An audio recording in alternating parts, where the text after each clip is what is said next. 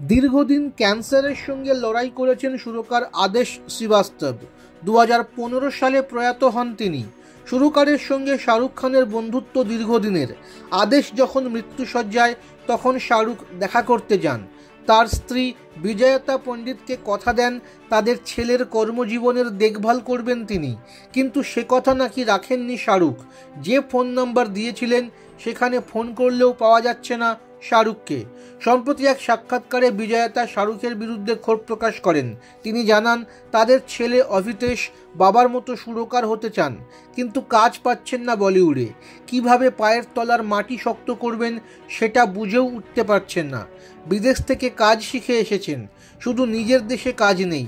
বিজয়তার কথায় আদেশ যখন হাসপাতালে চিকিৎসাধীন তখন শাহরুখ দেখা করতে যায়।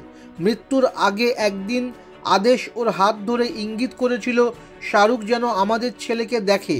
শাহরুখও কথা দেয়, কিন্তু সেই সময় যে ফোন নাম্বারটি দিয়েছিল শাহরুখ সেটা এখন আর কাজ করছে না। বিজয়তা দাবি করেন সাক্ষাৎকারের মাধ্যমেই তিনি শাহরুখের সঙ্গে যোগাযোগ করতে চান।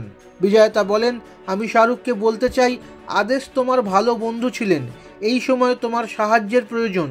আমি এখন আর উপার্জন করি না, আমাদের ছেলেই একমাত্র রোজগেরে, ওর জন্যই সাহায্য চাইছি।